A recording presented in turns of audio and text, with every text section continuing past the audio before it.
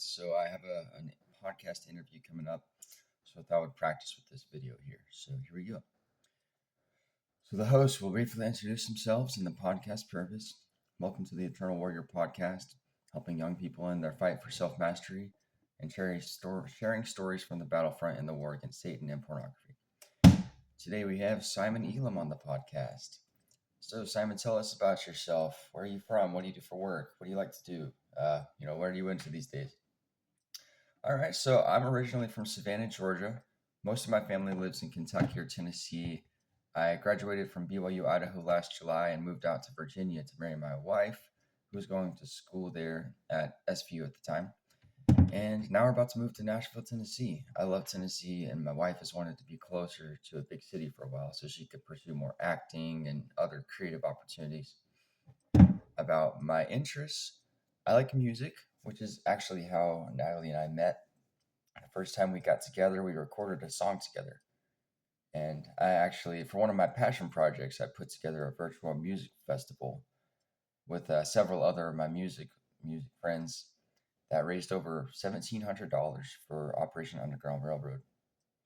I'm also a big martial arts fan. I love training karate, wrestling, jiu-jitsu, basically MMA.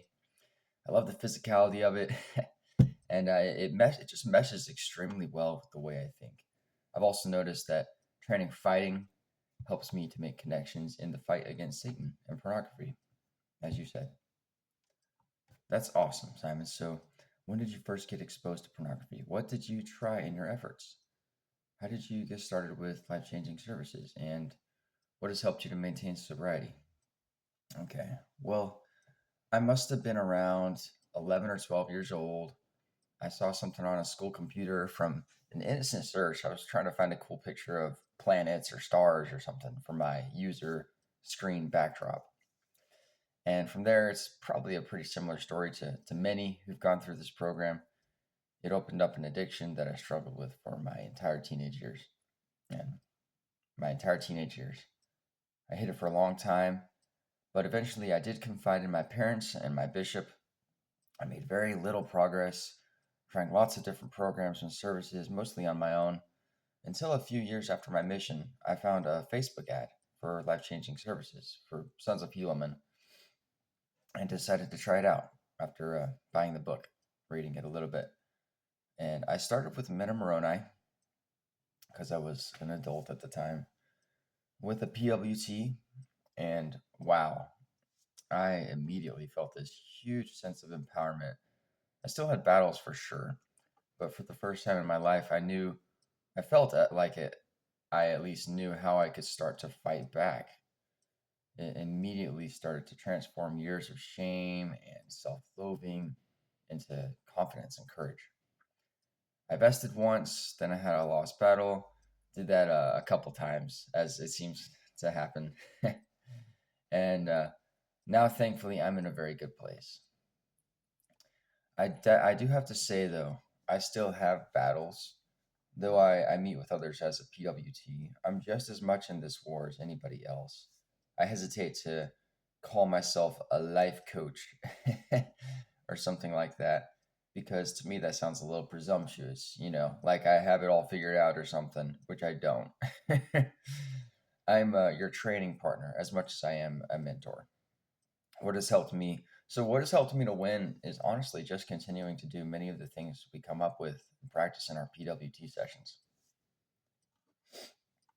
That's really cool. So, how did you get started as a PWT? What did you learn from the training?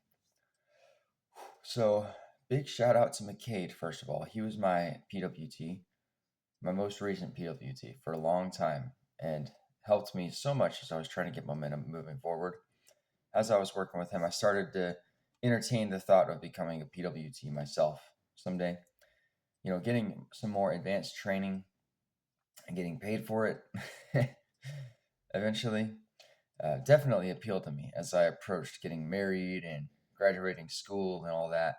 So he gave me an intro to it and passed me on to Ruben, the guy in charge of training all the PWTs. Along with getting drilled down on the principles of manpower, warrior chemistry, passion projects, the chemical scale, Notice It, Name It, Flip It, Find It, and many other tools like that. I really appreciated what he taught us about mentoring skills, honoring, for example. So, with my work as a PWT, I make a very intentional effort to honor the perspectives and decisions of those I mentor. I actually try my best to avoid offering my opinion unless the other person needs some help getting their own discovery going, or if they ask for it directly. Ruben often says, unsolicited advice is criticism twice, meaning by giving someone advice they didn't ask for, it kind of implies you don't think they're smart enough to come up with a solution to the problems they know, to their problems they know better than anyone else.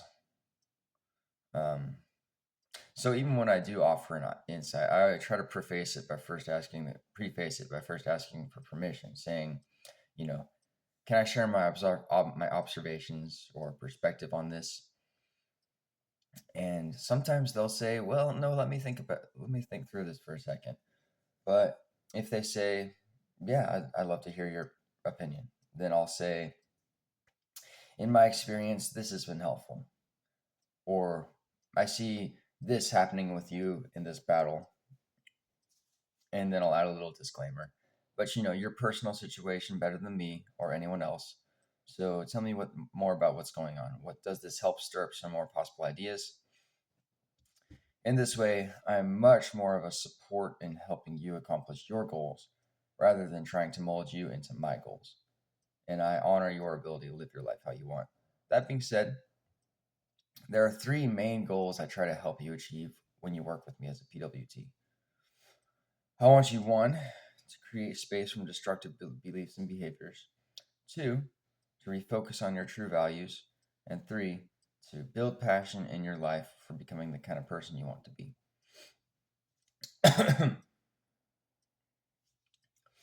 That's a lot. So what methods do you use? What does a PWT session with you look like? Well, the first thing we do in our first meeting is we very carefully create daily goals, 6 Atomic Habits, if you've read that book by James Clear, intended to help you start to see victories in various areas of your life. That's manpower. So ministering, accountability / action, new pattern, prayer, writing, and reading. Manpower.